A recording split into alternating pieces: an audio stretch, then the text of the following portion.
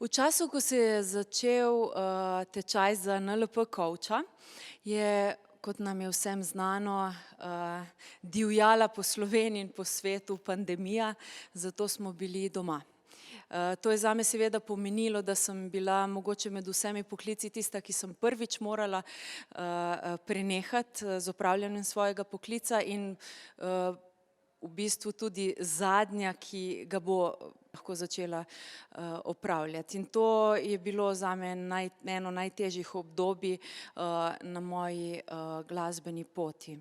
K sreči je tukaj Aleksander Šinigoj, ki me je takrat, bom rekla, nenaključno poklical, me povabil v njegovo druščino in od takrat naprej se je zame začel proces, ki se je zaključil v letošnjem letu na zelo pozitiven način. In sicer spremenila sem veliko svojih prepričanj, mislila sem, da mi pandemija ne bo prinesla nič dobrega, zgodilo se je pa ravno obratno.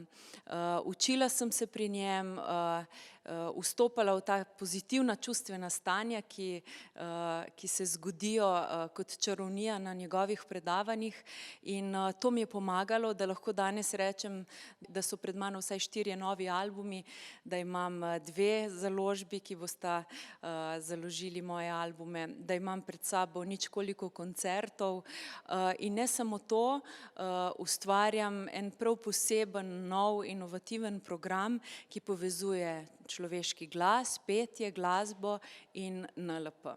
Zato lahko samo rečem to iz srca: najlepša hvala.